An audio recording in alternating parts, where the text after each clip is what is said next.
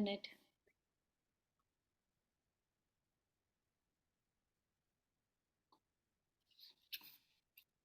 I was saying thank you for joining.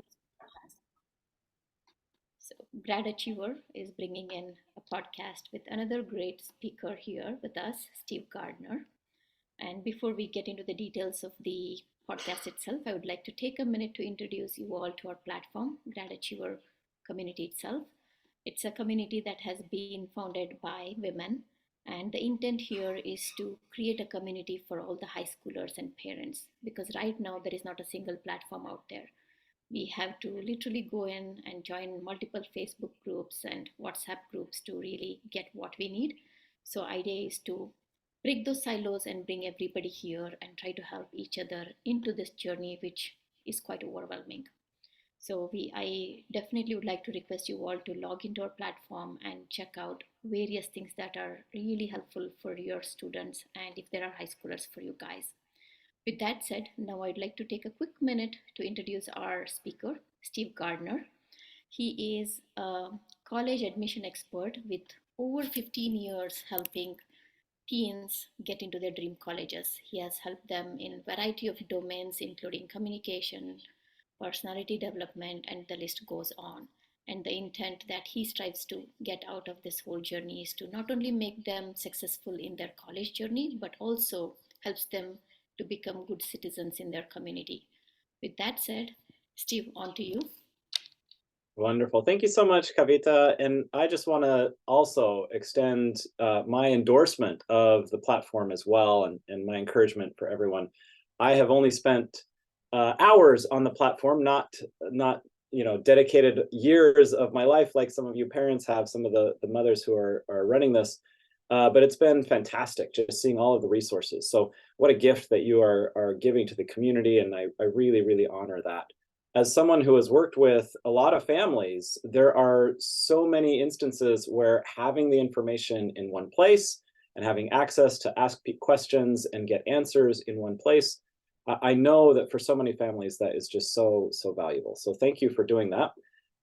Let me dive in. I actually speak regularly about Ivy League schools and Ivy League admissions.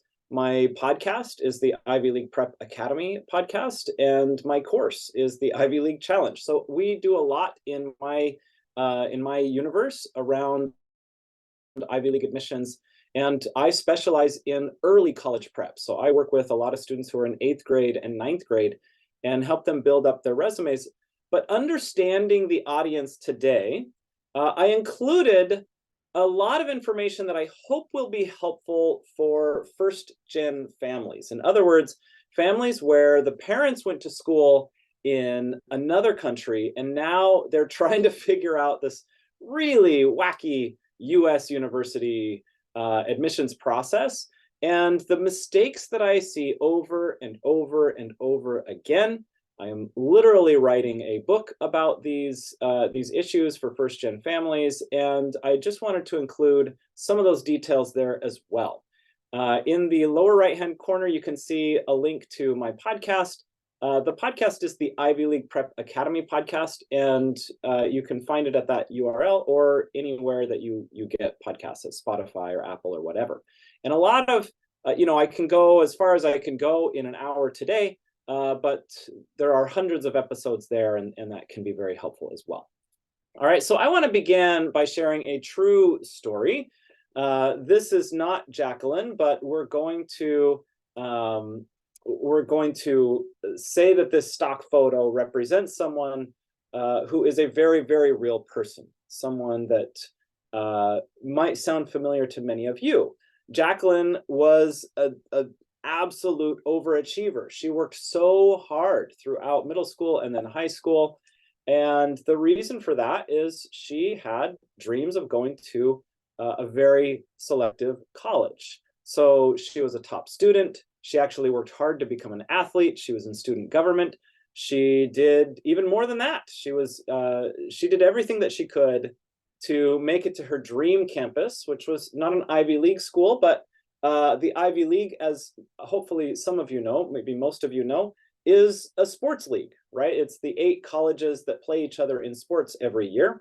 And I feel deeply sorry that just the last game, Yale and Harvard, Yale actually beat my team and won the Ivy League championship. So the Ivy League is not a group of the best schools per se. It is a sports league that happens to be the first league in the United States. It was the oldest college is Harvard, and many of those colleges are very old and outstanding.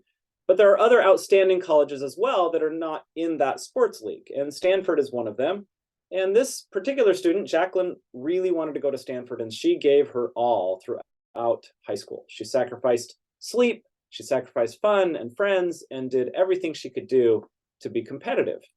And of course, it was, as some of you with older siblings might be familiar, it's heartbreaking. It's a bit devastating when she was rejected, not just from Stanford. She was rejected from every school that she applied to, even though she had outstanding test scores and grades, more than a 4.0. She had a higher than 1,500 SAT score and was rejected from everyone, from everywhere. She eventually did. I mean, schools or students with that kind of profile can get in very easily to a lot of schools, and she did get into a school that she ended up being happy with. But it was frustrating because even one of her classmates in her high school who had lower test scores, lower grades, was less involved in high school than she was, got into one of the schools that she applied to where she was rejected. And it just felt unfair. It felt ridiculous, unreasonable. And that problem is not unique to Jacqueline.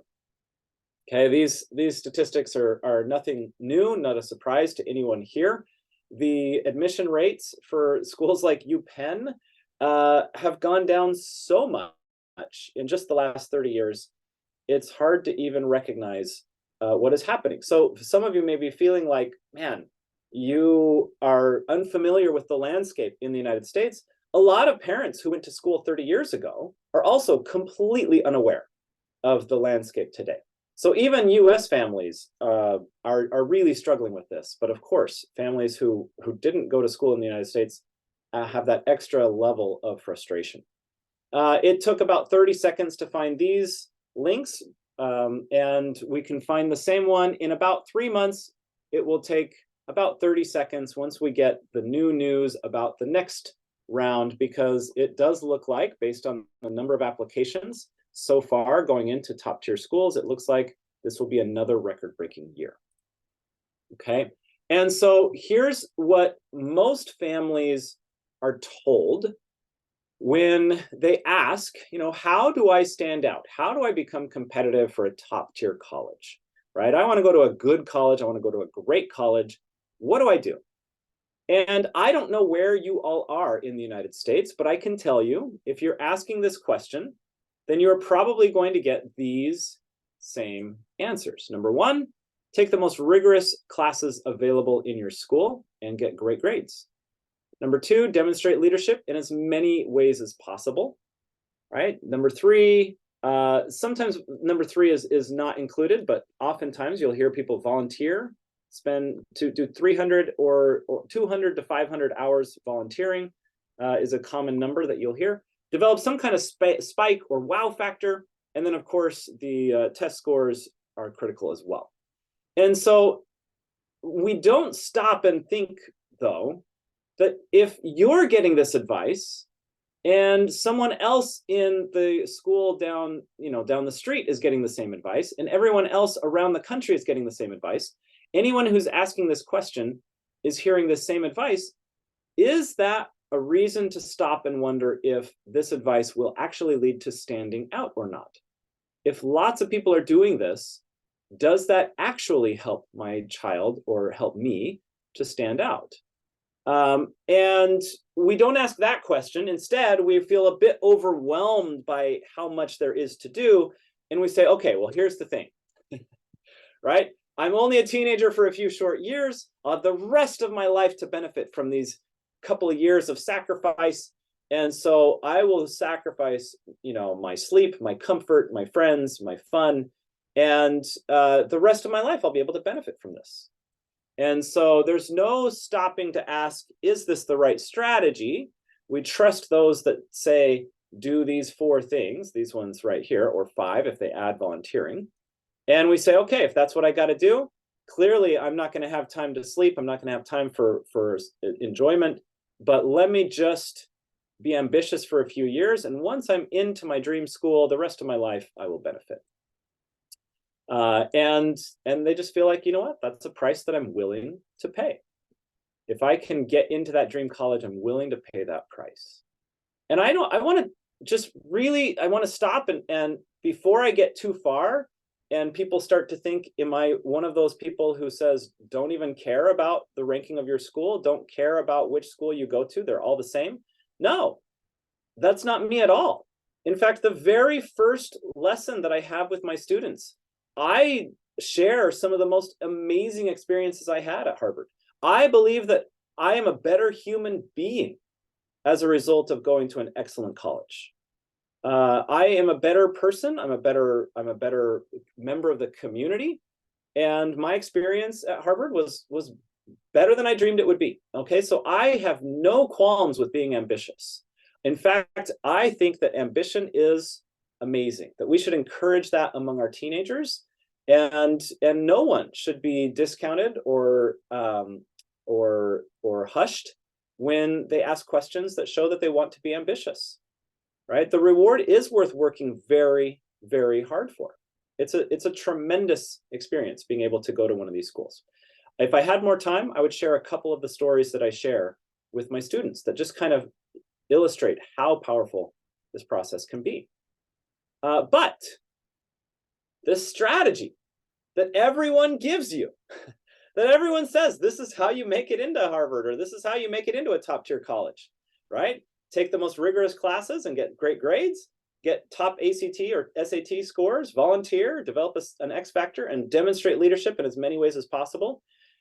This strategy is not defined and not explained with the appropriate level of context to be helpful for people. And because it is not explained with the appropriate level of context, it ends up breaking teenagers. The strategy is broken. Teenagers get worn out. They get burned out. They get ground down.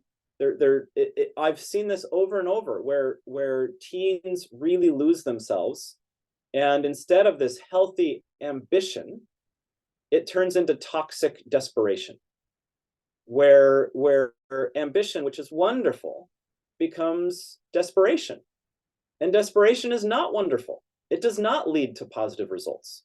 And so this strategy without the context is broken. It is absolutely broken. First of all, it takes you into what I call the impressiveness trap. What is the impressiveness trap? Starting in about 7th grade, 8th grade, the most ambitious teens and their high-performing, high-achieving families start asking the same question: what's more impressive to an admissions officer, right? And we don't really stop and think about this, but there are 30,000 high schools in North America. And all 30,000 of these high schools have students in them that are asking, what's more impressive to an admissions officer? And all of these tens of thousands of students who are ambitious, who are asking the question, what's most impressive to an admissions officer, all have kind of the same idea of what's more impressive. And so we all kind of feel like, you know what, valedictorian is more impressive than top 5%. Top 5% is more impressive than top quarter. Top quarter is more impressive than top half. Okay, that's obvious, right? But joining the team is less impressive than being the captain of the team, right? Being a member of the orchestra is less impressive than being first chair violin. And so we all have the same impressions, the same ideas of what's more impressive to an admissions officer.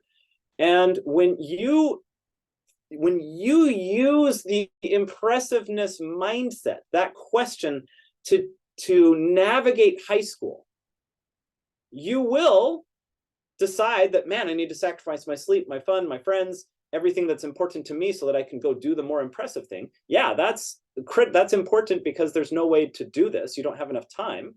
without sacrificing things that you care a lot about. But then after 4 years of following that strategy, what's going to happen? Finally, you turn in your application and it is objectively impressive. It is absolutely impressive. You spent 4 years sacrificing everything so that you could be impressive. And it's objectively impressive. And you know what? After hundreds of hours of conversations with admissions officers, most of my admissions officers' friends are at Harvard, but I've spoken with plenty at other schools as well. You turn in an application, if you spend 5 years from 8th grade to 12th grade trying to be the most impressive person possible, you turn in an application that looks exactly like tens of thousands of other applications. And so you worked so hard to be boring.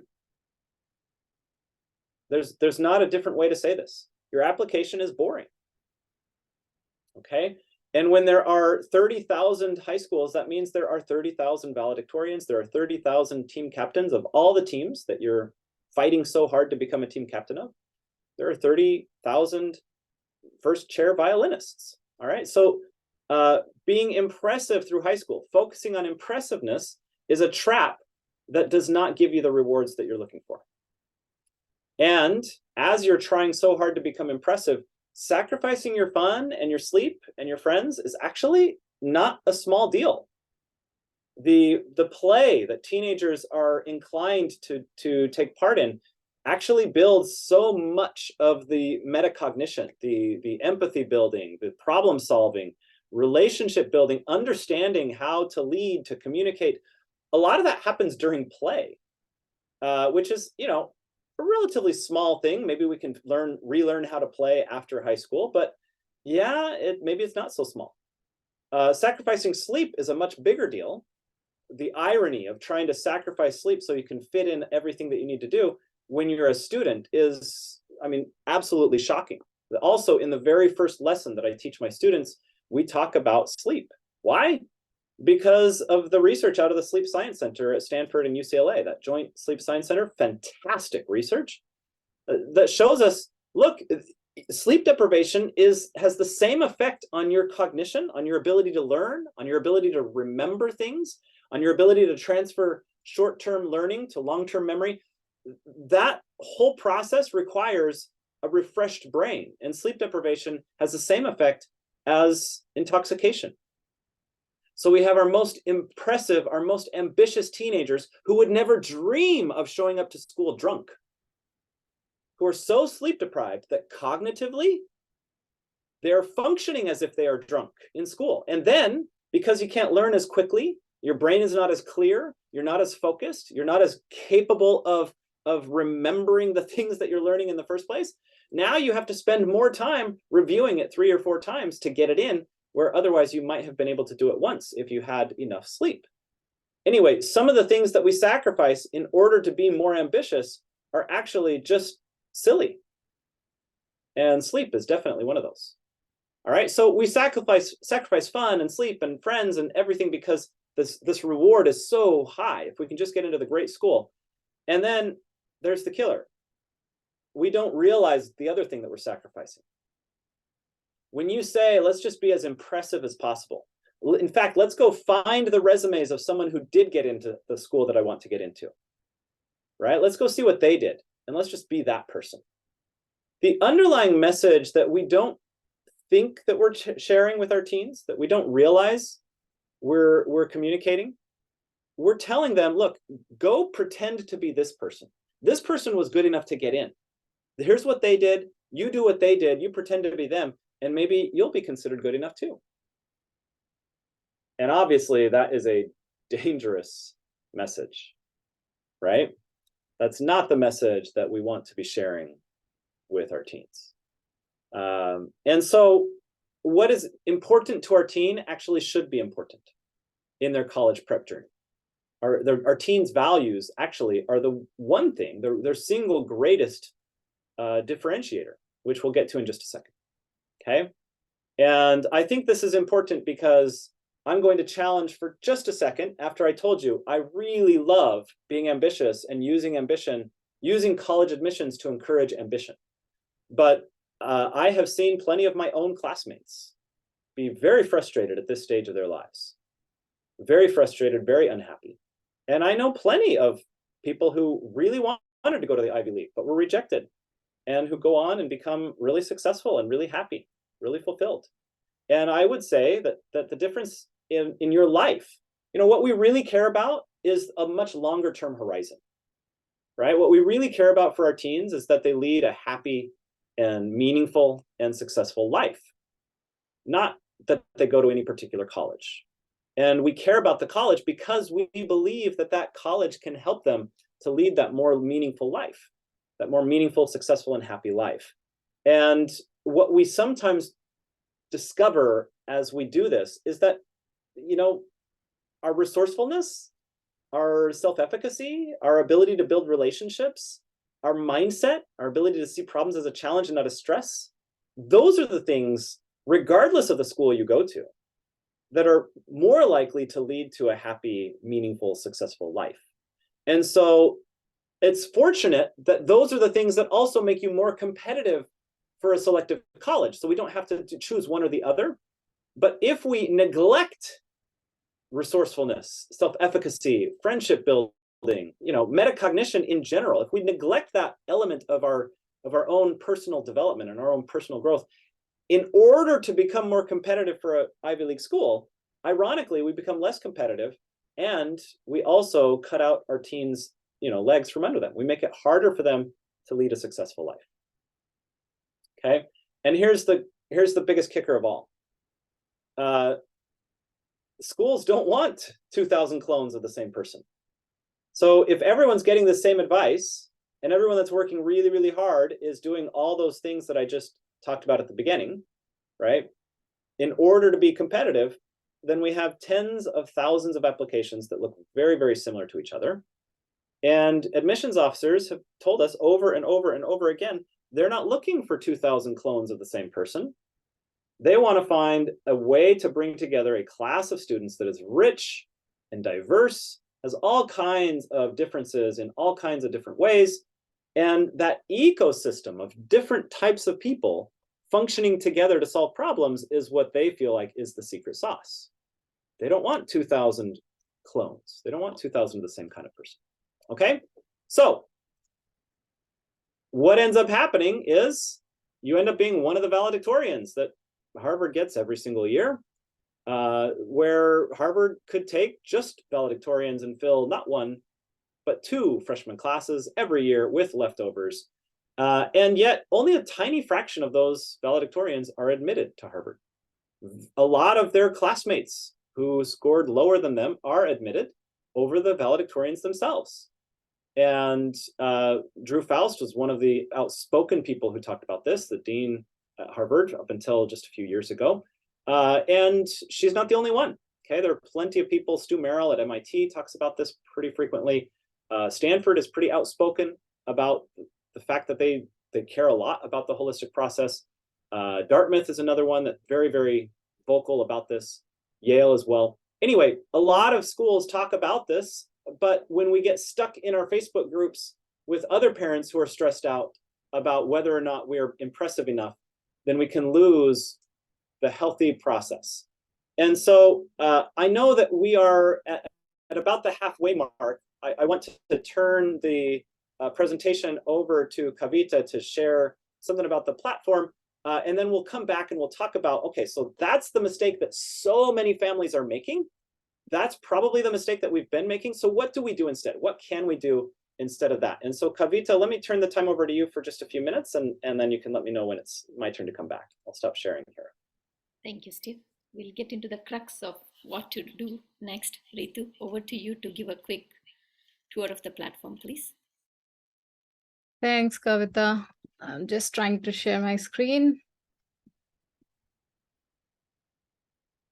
It is not allowing me.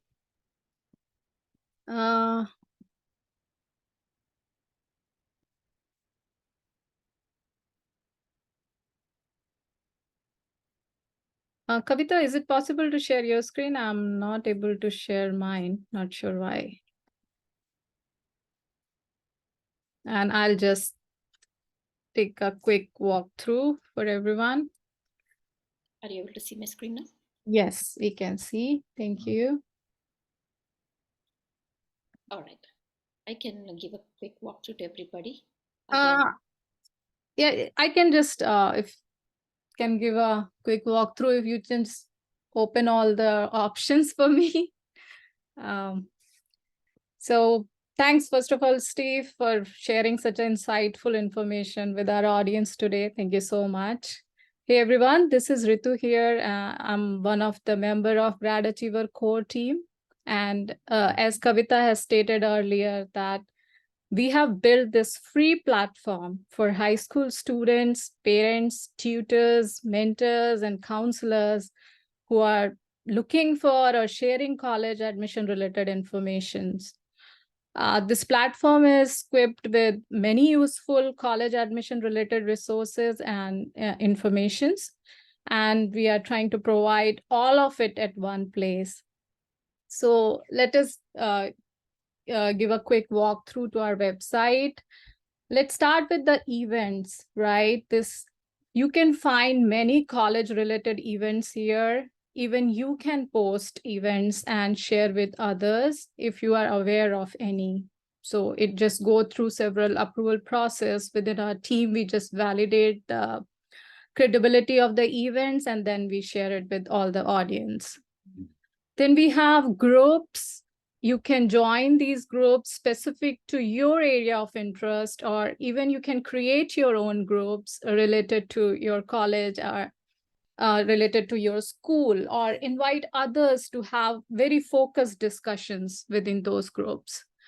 We have members option where you can connect to other Grad Achiever community members, introduce yourself, and start any focus discussions with the specific community member. We have opportunities, and this is a very useful resource if you are looking for any scholarship or volunteering opportunities. We are also sharing the summer programs here. We gather these opportunities from various sources and make it available to you at one place so that you don't have to go to multiple places and look for these opportunities. Even you can share or post your own opportunity here if you are aware of something and you want to share with others. As I said earlier, this platform is for community and by community members, right?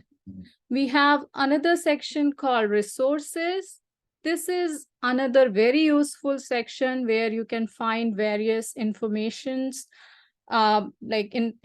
informations in terms of blogs related to college admissions. You can find our podcast recordings. We have whatever the podcast we are recording, we are posting it immediately after the podcast. So you can find number of podcasts here. You can find tutors and counselors here and their details. Even you can share the feedback with other community members if you had liked any of their services, right? Just sharing the feedback with everyone. So please feel free to use these resources available to you in this platform. Next, we have this college, this course selection inside the resources. Kavita, we have course selection, high school course selection. This is very useful for students who want to pursue their career in a specific direction, but really don't know what are the courses they should choose in their 4-year high school journey. So by selecting it, you really laid out the 4-year plan for you, even with the right electives, so that you can make the informed decisions. You can even just select an area of interested industry, and it will suggest you all the available career options specific to industry. Then we have a GPA calculator. This is another useful resource. So this is specific to UCs.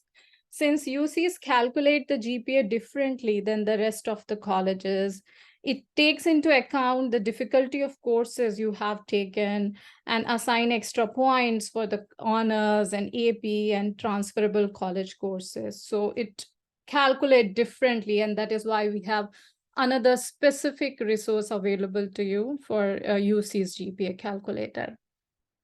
Now, next is my plan. So my plan refers to like outline the courses that a high school student will take to complete the necessary requirements for high school graduation. This 4-year plan allows students to personalize their high school schedule, incorporate classes that will lead to the future college majors, right? And ensure that they graduate from high school on time with all the prerequisites covered. Now, last but not the least, career quiz. A quiz that allows students to explore their interest, strength, and passion, helping them to gain a deeper understanding of themselves and what drives them, right? This quiz introduces students to wide career cluster and expose them to their interested career paths, which they may not have figured it out yet. So I would suggest to start with it as soon as possible to understand your career path. It can serve as a foundation for educational planning. Also, please follow us on LinkedIn, Facebook, Instagram, and also join our WhatsApp Grad Achiever community to receive on-time information related to our events and podcast. And also, we would love to hear your feedback related to this platform on how we can improve on it and add more meaningful resources to it. Thank you so much. And over to you, Kavita. Thank you, Rita. That was a great walkthrough of the platform. A lot of stuff in there. I'm sure our participants will go check those out after. So back to you, Steve. I think, now we are entering into the main aspects of how to part.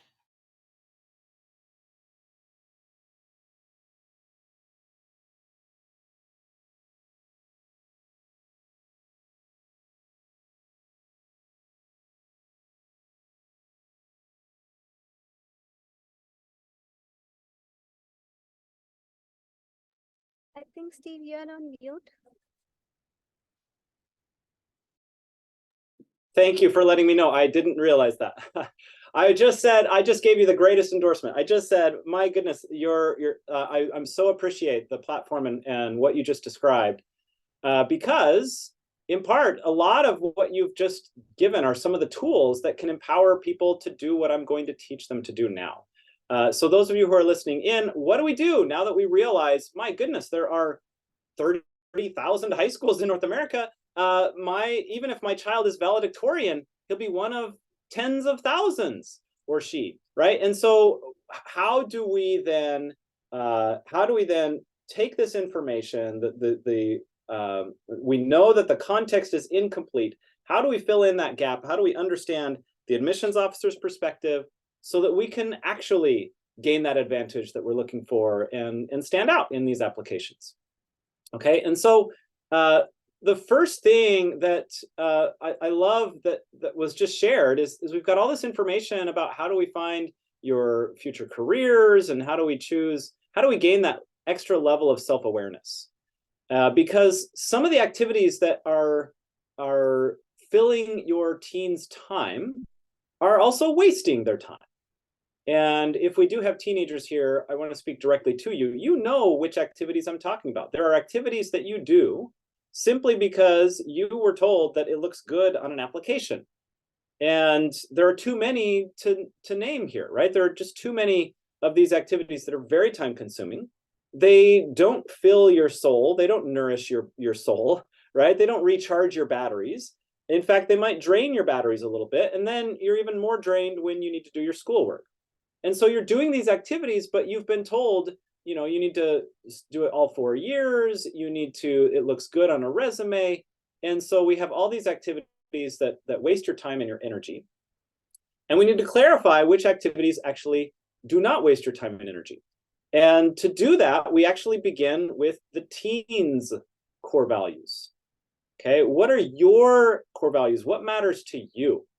And a slide that I took out because it is time consuming that now I regret taking out, but I'll kind of I'll summarize.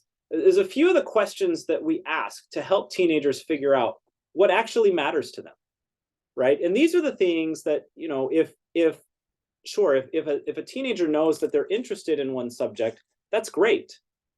That's a clue to help get to what actually matters most to them on this planet, like what their core values actually are. Other things that we want to ask, you know, what are the things that break your heart? Because things that break your heart are probably violating your core values, or if they make you angry, right? What kind of legacy do you want to leave behind? When you leave a community, when you graduate from high school, what do you hope people remember you for? But high school, that's probably not what we really want, because people might think, well, I want them to remember me for being a great student. What about halfway through your life, and what about at the end of your life? When you pass away, what do you hope people talk about? What legacy do you hope to have left behind that people say, you know what, she really impacted me or my community in this way? What is that way? What do you hope people say about you? Who are the people that you admire? And why? What is it about that person that you admire when there's other people who might be similar that you don't admire so much? So what are the things that really stand out to you? And of course, there are a number of questions, a number of exercises that we do to help a teen figure out their core values, but that's where it begins. Your core values are what make you that they're the thing that differentiates you in this ecosystem that the admissions officers are trying to put together. When admissions officers try to shape a class, they're looking at those differences in the humans and trying to pull differences together. And the hardest thing for them is when they have 30 or 40,000 applications of teens who have no idea what their core values are, because they spent all 4 years of high school trying to be impressive. And so they have very, very busy schedules. They're very overscheduled, and they have no time to figure out what their core values are. And therefore they have no time to go and live their core values, right? That's where the best college resumes begin, is with your core values. So we do an activity audit, we identify those core values, and then we also need to understand a few key mindsets that do make a big difference, right? That can set you up for success. Once you've figured out what your core values are, then we can begin moving in a direction, right? Because we want to find a problem that violates your core values that you can begin to solve. And there's a couple of ways to do this. For some teenagers, they know right away, yeah, this thing that makes me angry. When I graduate, when I'm older, when I'm qualified, I'm going to come back and solve this problem. And of course, that's the extension of the impressiveness trap. My job right now is to be impressive so that later I can be qualified to come back and solve this problem. And we don't even see what is so obvious, right? That everyone who's saying you better work really, really hard right now because college is coming, these are the same people who, when you were in middle school, they said you better work really, really hard because high school is coming. And in elementary school, it's you better work really, really hard because middle school is coming, right? And when you get to college, they're going to say work really, really hard because your first job is coming, or medical school is coming, or graduate school is coming. Your first job is coming, your first career is coming. And you get into your first career, and it's you better work really, really hard because then you can move into leadership. Then you can move into whatever position.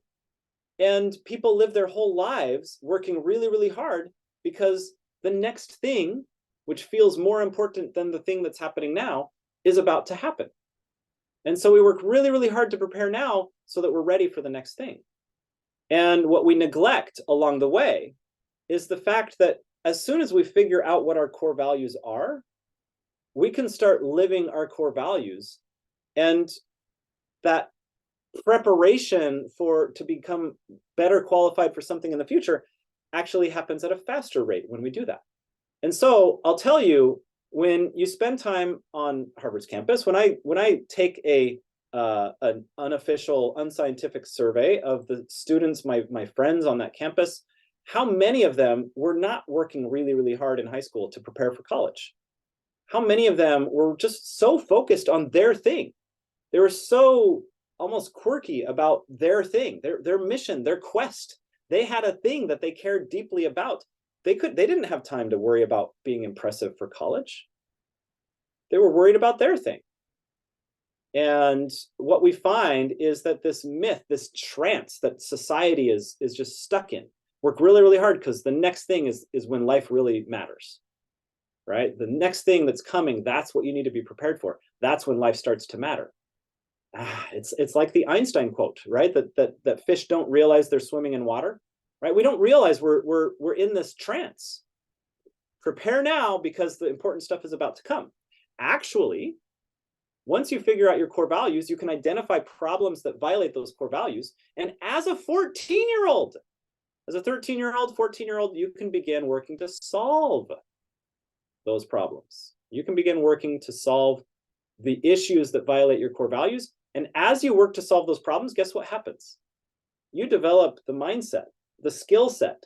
You develop the experience to recognize new problems, to recognize how to pull together a team, and to solve those problems. So when you are older and you think you're going to be qualified, if you haven't been solving problems this whole time, if you've just been preparing for the next thing this whole time, then when you're better qualified, you're still not going to solve these problems. You don't have any experience solving problems, right? And so you're going to keep preparing for the next big thing. Ironically, if you stop preparing and you start living in a way that's rich and meaningful today, you start solving these problems that matter to you now, you actually become better qualified to solve those problems in the future as well. All right, so there's two ways to do this. Number one, you begin identifying a problem that violates your core values and you work to solve that problem. As you work to solve that problem, you overcome, at first you're naive about what the solutions might be. You work past that and you begin to discover, wow, there's some important questions that we need to answer in order to solve this problem. And so working to solve the problem naturally leads into academic research. And you begin exploring, what are the questions that professors are answering in the domain of this problem that I'm solving in my community, right? How do I connect with these professors? How do I support them? Or how do I recruit them to my team? And we've seen plenty of just my own students who have joined research teams, of course, with professors, but plenty of students who have recruited professors to join their teams to solve problems in the real world. And that's exciting, because then you are moving from tactical problem solving into academic research. And now you're presenting yourself, by the time you apply to college, you're saying, look, I know who I am. I know my core values. I know what I represent. And here's why my community is better, because I live my core values. Here's all the things that I will bring to campus. That problem solving and that mindset and that resourcefulness, that leadership, the empathy, all of the things that I have to do to solve a real problem in the real world. I'm bringing that to campus with me, along with my core values. And so you know exactly where I fit into this ecosystem. I'm not one of 40,000 applications that did everything they could for 4 years trying to be impressive, so they end up looking exactly the same as the other 40,000. I'm out of that pile. I'm in the pile of people with my core values, and that's only 8 people deep, right? And I've got a deeper, richer experience over these 4 years of high school because I've been doing real things in the real world, and then that led to academic research. Now, the opposite is also true. Some students don't know what problem they want to solve, but they love one subject. And so you'll dive into that subject and begin doing academic research. And that academic research should lead to problems that can be better served by sharing that research and sharing your expertise in a real way. Okay, so both of those options work really, really well. You solve the problem that leads to research, or you start the research that leads to the problems. But either way, you are becoming a bit of an expert in your niche, in the thing that you care deeply about. Okay, and I just spent a lot of time explaining these 3 key ideas, but that's what I just explained. Your research, your problem solving is going to be aligned with your core values. And it works to solve that problem with the help of experts, with organizations, professionals, communities. And oftentimes these experts, these professionals, these communities have dedicated years or decades to solving the same problem. And so when you attach yourself to that community that's already working to solve the problem you're working to solve, It's like, you know, you've been swimming all through high school, trying to be impressive, and now you just get to catch the wave and you just flow with the current, because this organization, this community can carry you much farther, much faster than you could possibly go trying to swim on your own. All right. And so just kind of a checklist, as you are working to do these things, you want to solve a problem or work to solve a problem that violates your core values. You want to collect the evidence of that. And then over time, you scale that solution. Whatever it is that you're doing, you begin small and build momentum. I tell my students all the time, you want to plant the seeds of your impact project, but you don't need to care where it's going to go. Because if you do this right, it's going to go farther than you thought it would go anyway. And if you care too much about where it's going to go, you're going to stop the natural growth and the pivots that would have happened that take you where you want to go. So we kind of move in this direction. We start small and we build momentum. We collect evidence along the way. Really quick case study. This is a unusual circumstance because Iris was, again, a real person who was this perfect impressiveness trap student. Okay, so in her high school, there were a total of 12 possible APs. She took all of them and she got 5s in all of them. Okay, she was in student body leadership. She was in student council. She was a varsity athlete. She played music. She was in the band and the orchestra. In fact, she actually played a solo at Carnegie Hall at one point. Top student in her class. Okay, and maybe you already know the next stage, right? What happens next? Oh, I don't have the slide here. She was rejected from her top school, which was Stanford. She was rejected from all the Ivy League schools that she applied to, even though she had, and it shocked everyone in her school because she was the top student in the school, right? Of course, everyone is going to be doing great work, and everyone believes that she's the best of the best in her school. She's the most impressive. For sure, she's going to stand out, right? But there are 30,000 schools. And so maybe she's one of the top 5,000 of those 30,000 valedictorians, one of the best, but that doesn't mean that she can get the admissions officer's attention. Okay. Fortunately, this is why this is such a great case study. Fortunately, she was a junior when she graduated and was ready to graduate and go to college. All of her friends were a year older than her. And so she planned to skip her senior year, and she planned that from like 6th grade on, right? She was planning to do that from very, very early. And so as a junior, she was rejected from her dream school of Stanford. She was rejected from all the Ivy League schools she applied to. She decided to come back for her senior year. But those of you who are familiar with this, you know that Ivy Day is very late.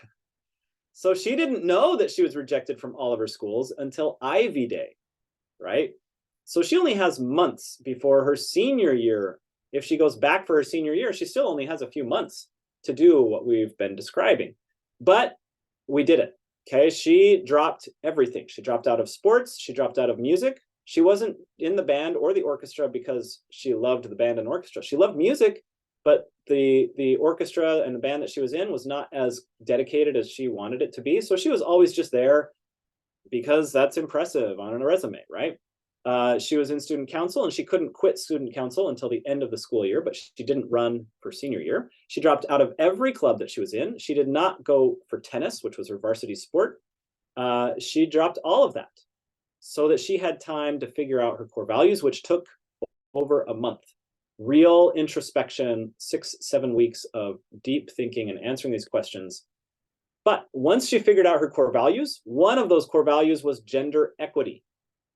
One of her strengths was economics. She loved economics.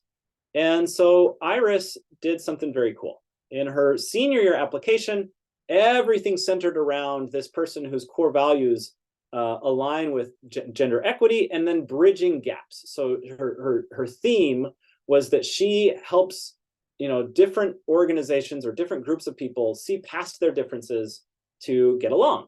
And she had a lot of evidence over time of that. She had some evidence accumulated, and then she needed to create some new evidence. And so one of the ways was to overcome kind of that gender gap. right? And a problem that violated her core values was the fact that in all of her economics textbooks that she had been studying from, they were all gender biased. They all had pictures and examples that were more applicable to a male audience compared to a female audience. And she said, what's up with that? Why is that okay? And so she spent the summer collaborating with an economics professor, and together they wrote a gender neutral intro to economics textbook. So she called it an Economics 101, intro to economics for middle school students.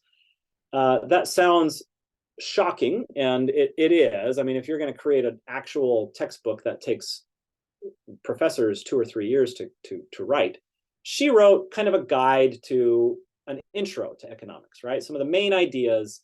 And so it's not as crazy as it sounds. It's something that she could accomplish in a few months, which she did. She published her gender neutral economics textbook, and then she distributed it to a couple different middle schools in her area, in her community.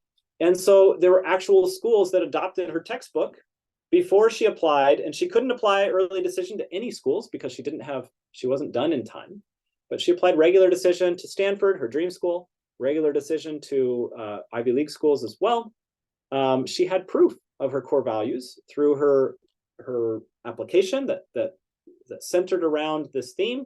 And now she had an impact project that really showcased her core values there.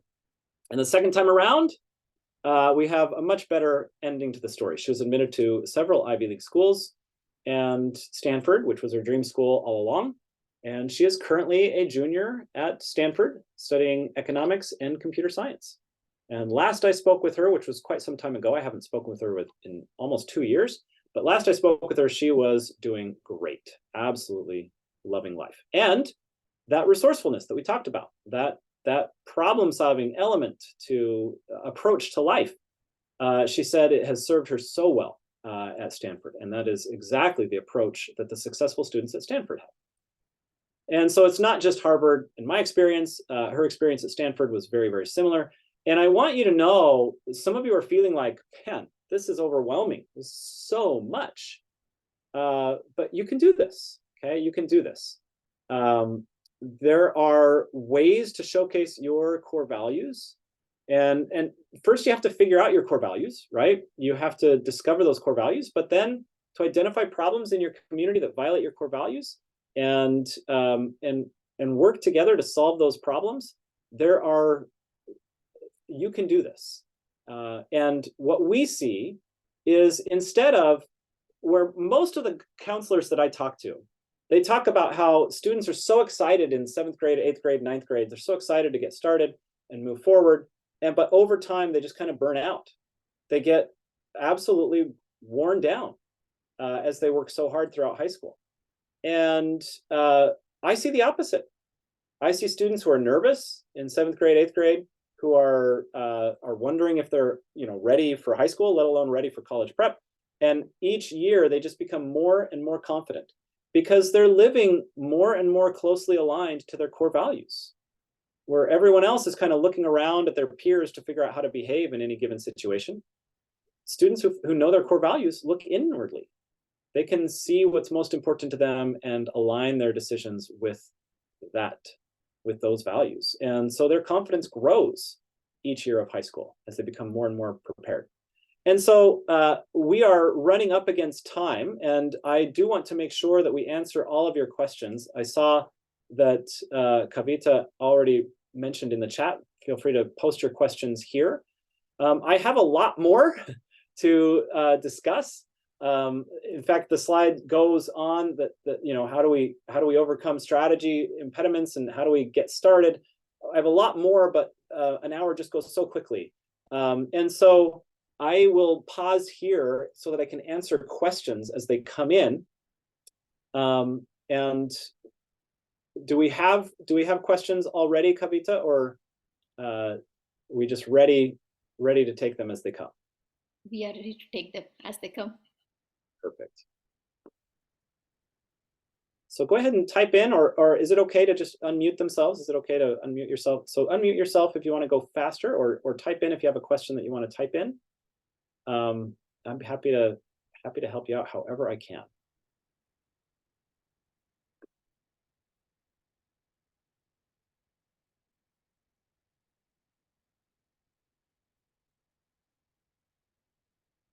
We aren't getting any questions. Steve, is it possible to go over strategies in a few minutes? Maybe if folks have time. I mean, not in a few minutes. I can get started though. Yeah, there are some of the barriers, and just type your questions in as they come, you guys. The challenge is let's just get started. Okay, so things that keep people from using the strategy. First of all, most people spend their whole high school time in the impressiveness trap, right? They think that being impressive is the key to standing out. So awareness, now you've overcome the first and the biggest hurdle. You hopefully understand that that is not the way that we move forward. The second is actually identifying your core values is tricky. I will say that I talk to hundreds of families, and most of the time, the parents who are the role models for the teens, the parents are still in the I better work really, really hard because the next opportunity is coming trap. And they don't live their lives, aligned with core values per se. They live their lives trying to be ready for the next big opportunity. And so if a teenager is in an environment where they don't have teachers who know their core values, they don't have parents who understand their core values, then they don't have any models to figure that out. And so that's one of the big challenges is this idea that identifying your core values is very personal, but it takes a tremendous amount of reflection. It takes a process. And so what we do in my course, so I just very quickly to help kind of clarify this for everyone, what I do is I take people through what's called the Ivy League Challenge is my course.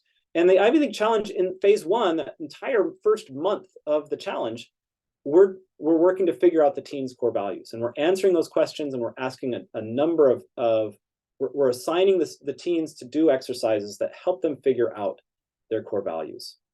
And so that's kind of that first step is identifying your core values. The second challenge after identifying your core values is figuring out how to move forward, right? Like your impact project. How do you make sure that you're not taking on too much? How do you make sure you're not taking on too little? How do you know that you're planting the seed and getting the right support? How do you find the experts and the community and the support group that we talked about, it can carry you downstream as opposed to trying to swim upstream? All of that can be a barrier. And then the teens themselves. Oftentimes, they're excited to get started, but they do have whatever beliefs they had coming in. And that can be tricky as well. Okay. And so it is important. I love the platform that we have, the Grad Achiever platform. I have a community as well, but I mean, you're here because you're part of a community. I would say now that I've seen that groups function from your introduction in the middle of my presentation, we can create a group here in the community that's about, finding your core values or about your impact project, right? And of course, that community wouldn't make sense to anyone who hasn't been through this training. Without the awareness, you're still stuck in that impressiveness trap mindset. But those of you who are here, I mean, there's 40 some odd people here. We could create a community there in a group in the Grad Finder platform that maybe helps you with some of these tools. And I'll ask Kavita and her team to kind of guide me through that process. But I think it'd be fantastic to. I already have a much bigger community. I've been doing this for years, but that community element, that peer-to-peer and parent-to-parent interaction is really, really, really, really important. And so these are some of the things I can do, but I'm gonna skip that because I think it's best. Let's encourage people let's use the Grad Achiever platform that already exists rather than go and find mine. I will say it's impossible for me to share my podcast in the Grad Achiever platform. There's just too many, hundreds of episodes. So this podcast will be a very, very important resource for parents that want healthier college prep that is also just far more effective. What we've done, what we've described here, you guys, I want to impress upon you that this is not just, better for their mental health. It is honestly a far more effective strategy. If you want to be competitive for the most competitive schools, you have to get the grades, you have to get the test scores. That's a given. That's not the problem with most of the families that I talk to.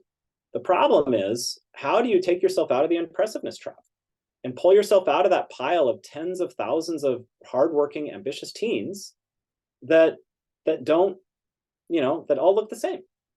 All right, Aditi asks a really good question. If a student starts a club at school around their core values, is that considered an impact project?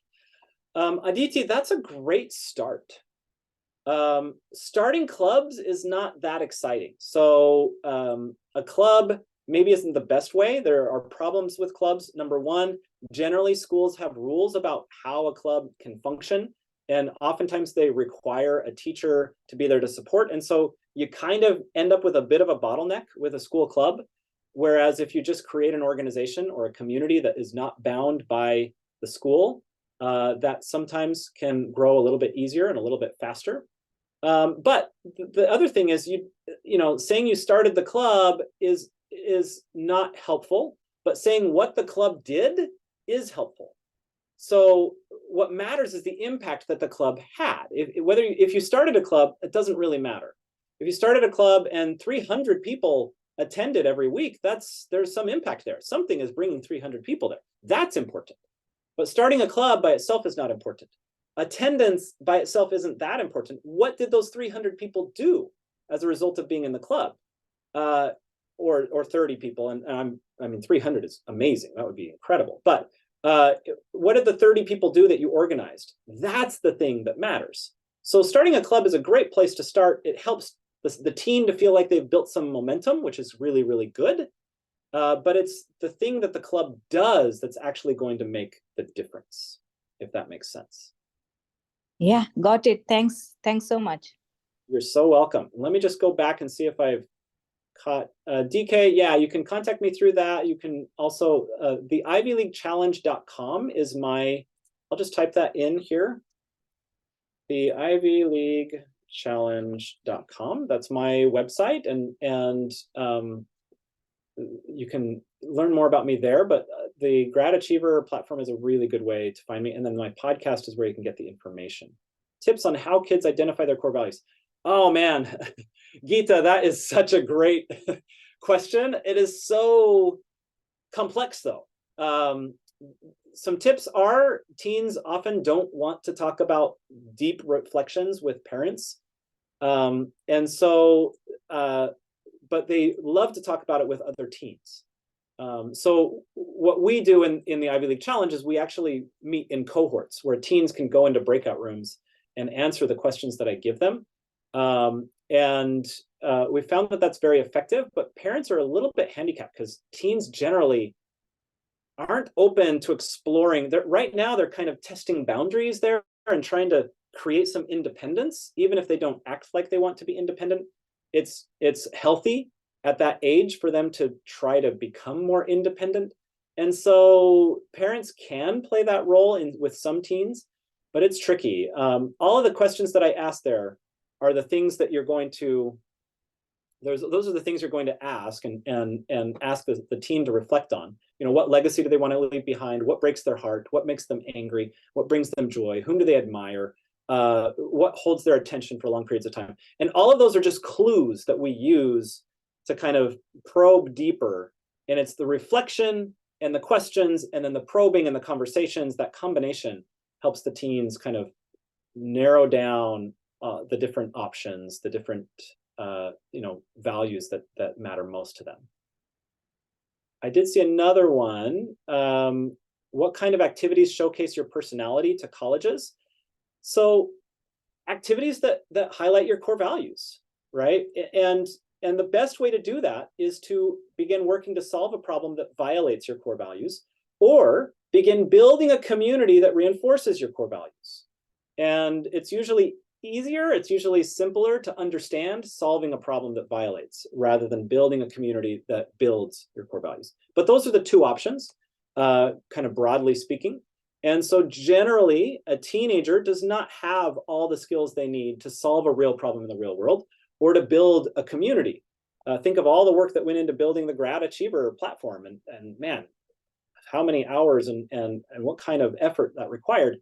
Teens generally can support an effort and can be supported, but they generally need to join communities that are already working to solve that problem. So that's generally how teens get started. But it has to begin with figuring out their core values so that they're not doing things just to be impressive, quote unquote, right? That's the trap. If you switch from healthy ambition into toxic desperation, then we're doing a disservice, then we are hurting the teens rather than helping them.